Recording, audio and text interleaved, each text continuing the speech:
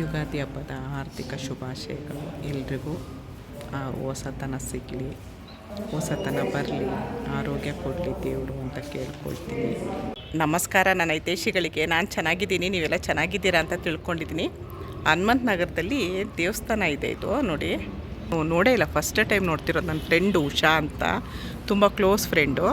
ಶ್ರೀ ಶೇಷ ಮಹಾಬಲಮುರಿ ಗಣಪತಿ ದೇವಸ್ಥಾನ, ಶಿವಪಾರ್ವತಿ, ಶ್ರೀ ವೆಂಕಟೇಶ್ವರ, ಪದ್ಮಾವತಿ, ದತ್ತಾತ್ರೇಯ ನವಗ್ರಹ ಅಂತೆ. ನೋಡೋಣ ಬನ್ನಿ. ಶ್ರೀ ಸಂಕಷ್ಟಹರ ಪೂಜೆ, ಶ್ರೀ ಮಹಾಗಣಪತಿ ಹೋಮ ನೋಡಿ ಎಷ್ಟು ಚೆನ್ನಾಗಿದೆ. ಬೆಳ್ಳಿ ಕವಚ ಹಾಕಿದ್ದಾರೆ ದೇವ್ರಿಗೆ. ತುಂಬ ಪ್ರಸಿದ್ಧವಾದ ದೇವಸ್ಥಾನ ಅಂತೆ. ಬೆಂಗಳೂರಲ್ಲಿರೋರಾದರೆ ಒಂದು ಸರಿ ಬಂದೋಗಿ. ಶ್ರೀ ವೆಂಕಟೇಶ್ವರ.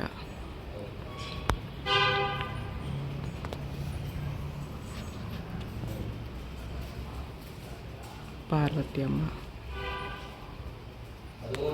ವಿಶಾಲವಾಗಿದೆ ನೋಡಿ. ದೇವಸ್ಥಾನನೂ ತುಂಬ ವಿಶಾಲವಾಗಿದೆ.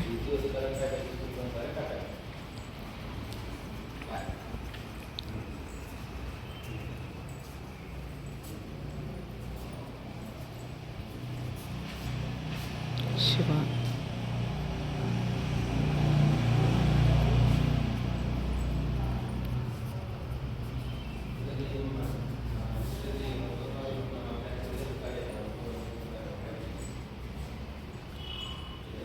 ದತ್ತಾತ್ರೇಯ.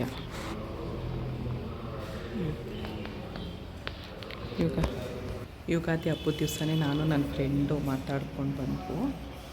ತುಂಬ ಚೆನ್ನಾಗಿದೆ, ಪ್ರಶಾಂತವಾಗಿದೆ. ನಾನು ಜೋರಾಗಿ ಮಾತಾಡ್ತಿಲ್ಲ, ಯಾಕಂದರೆ ಎಲ್ಲರೂ ಕೂತ್ಕೊಂಡು ದೇವ್ರ ಜಪ ಮಾಡ್ತಾಯಿದ್ದಾರೆ. ನಾನು ಜೋರಾಗಿ ಮಾತಾಡಿದ್ರೆ ಸರಿ ಆಗಲ್ಲ ಅನ್ನೋದಕ್ಕೋಸ್ಕರ ಮೆತ್ತಗೆ ಮಾತಾಡ್ತಾ ಇದ್ದೀನಿ. ನೋಡಿ, ಇವತ್ತು ಯುಗಾದಿ ಆಗಿರೋದ್ರಿಂದ ಹೋಮ ಎಲ್ಲ ಮಾಡಿದ್ದಾರೆ. ವರ್ಷವೂ ನಾನು ನನ್ನ ಫ್ರೆಂಡು ಆದಷ್ಟು ದೇವಸ್ಥಾನಗಳಿಗೆ ಹೋಗ್ತೀವಿ ಯುಗಾದಿ ಹಬ್ಬದ ದಿವಸ.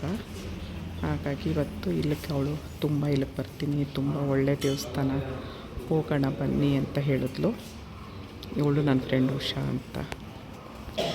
97ಇಂದ ನಾನು ಇವಳು ಕ್ಲೋಸ್ ಫ್ರೆಂಡು.